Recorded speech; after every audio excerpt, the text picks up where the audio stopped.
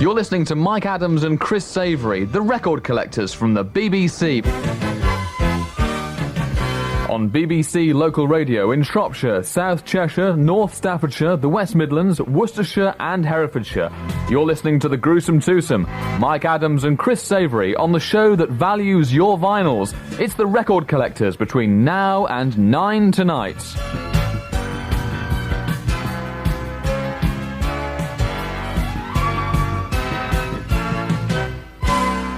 With you in the Midlands, BBC Radio. Testing. David Sutch. 1, 2. Okay, we can go. And our special guest on the Record Collectors today is a legend from the 60s.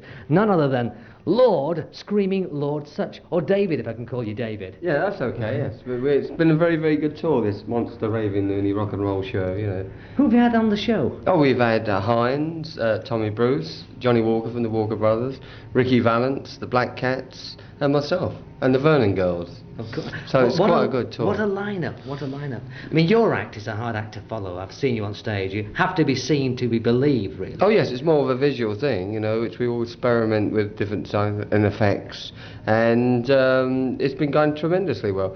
And I think it's what's needed, because there's a lot of people out there that remember the good old swinging 60s and would like to see the acts again. And there hasn't been a touring show. This is like the old drum beat days and Ready Steady Go come to life. Yeah.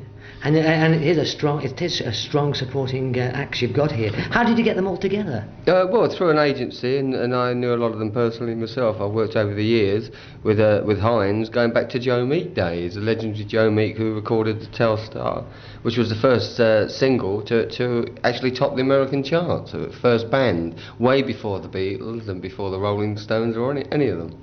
I think the only one that could claim any similar fame would probably be Strangers on the Shore. Yeah, that's it. It's Acapella, yes. Yeah, but as a pop rock and roll band, that was the first. Did you know Joe Meek well? Oh yes, I recorded with him all my early records, and on those sessions I had a guitarist who was unknown at the time by the name of Jimmy Page, and also in my line-up, my band was a guitarist called Jeff Beck. And Richie Blackmore, so I've had all. They can play a few chords, couldn't they? And they're all on my Lord Sutch and Heavy Friends album. Actually, when we all joined together on that. Is that the one with the Rolls Royce? Yeah, that's it. With the Union Jack on the front. So it ended up, that album, 2 members of Deep Purple, Jimmy Page and John Bonham from Led Zeppelin, and the ones from Deep Purple was Nick Simpler on bass and Richie Blackmore on guitar. Plus I had Matthew Fisher from Procol Harum. He was actually in my band when he recorded that. He was the organist on Procol Harum, all that haunting tune. And he did it as a session. The next thing they knew it was in the charts, so he had to leave. Also, the Rolling Stones in the early days nicked 2 of my musicians from the Savages. They nicked Nicky Hopkins, my pianist, who was the first ever person to go professional was my early band, the Savages. Went on the tours, and he's on many of their albums. He's also on John Lennon albums and on Beatle tracks. He's on the Kinks, the Who. He's played on nearly everyone's album. But the first professional gigs he ever did was for Screaming Lord Sutch and the Savages. So on the longest running rock and roll name as Screaming Lord Sutch and the Savages, and had a host of star-studded name people coming out of my band even before John Mayall. I tell you something, you're looking good. I mean, it's hard to believe you go back that far. Really. Well, that's it. Well, I try and keep a bit fit, and the stage show keeps you fit, you know. Away from the pop music scene, and I mean, like a father figure to modern day British pop music. What interest do you have? I know there's the official Monster Raving Loony Party. Can I ask you 1 or 2 leading questions about that? Yes, as the would-be Prime Minister. Oh yes, the official Monster Raving Loony Party. Yeah. I put my other hat on. Wait a minute, put this other hat on. My clock. Right, here it is. Okay. How seriously do you take that? I mean, is it just a publicity stunt? I mean, I've got the manifesto, the Monster Manifesto, which is about 6 pages in thickness here. Yeah, well, it tells you all about skiing down the butter slopes here, because there shouldn't be butter mountains. And also, we think in the wine lakes we should throw some fish in there so they'll be ready pickled. But we shouldn't have wine lakes and all this kind of stuff. And we think that the animals should have passports. Why shouldn't a dog have a passport? Why shouldn't he go on holiday? He's not just an animal, he's not just a pet, because he's part of the family. A friend of ours another station, legendary Lonnie, of course. Oh yes, yeah, a good quite mate of yours, shy guy. Yes, that's it. Stands out in the crowd. Looks a little bit like Rasputin. Of course, he was an official Monster Raving Loony candidate, and he did very, very well. I understood he nearly beat the STP candidate, but he did very well in his constituency, and he's got a great following. Have you got any sort of plans for the forthcoming? It's not that far away. General election now. Oh yes, we're building up for that now, and we're getting troops in every area. You met a few tonight, that's going to stand in different areas. I've asked Tommy Bruce to stand for me. He's keen to stand. We've also got Captain Sensible going to stand in Croydon. And myself, I'm not quite sure, but I'll be standing somewhere. Legendary Lonnie will be standing again, and also we've got the Elvis Presley candidate, who you might have seen on the box the other day. He's going to stand in his hometown. So we've got quite a lot. That's Manchester. So we're hoping to have about 60 candidates standing as the official Monster Raving Loony Party. Then we'll be the 5th biggest party in the country. And once we have that, we can apply for a party political broadcast on behalf of the Monster Raving Loony Party, and we guarantee it'll be the only show, the party political broadcast, that the people will actually watch and not go out and make a cup of tea or have a beer. I think you've got a good point there. Will there be music on it? Be music, rock and roll, laughter, fun making, because we think we should put the fun back into politics, because some of them, start to believe what they're saying, Now, this album, which I have in front of me, your own new album, which brand new one, yes. Yes, can you tell me a bit about it? Well, you can buy it in all leading, shops like Woolworths and Halfords. The BBC will love that. But no, you buy it in the local rail shops now at Smith's and things like that. But it's on cassette form. It's Screaming Lord Sutch story. It's got my original Jack the Ripper on that. The original version. Yes, where Richie Blackmore's playing guitar, and a very collectible item. Oh yes, it's on there, the original, and also on that one is Nicky Hopkins on piano. So it's a very good early one, and I've got some tracks with Jeff Beck on there and everything. So it's an early album which I did in the early days and be reissued. I've also got one out on Magnum Fourth Records. That's the one that you mentioned before with the Rolls Royce on it. That's the one with John Bonham and everyone. I've seen that. That's the original version. Yes, that's it. Very collectible. Yeah, that's it. So they've reissued it on Magnum Fourth Records. So we're still like current, and I've got a current album on Ace Records as well. Yes, I've seen that one. Oh yes, that's the double album, and double fold album with a lot of history. Like all the pictures of the Jimmy Pages, Jeff Becks and Richie Blackmore's as they was in the band in the old days.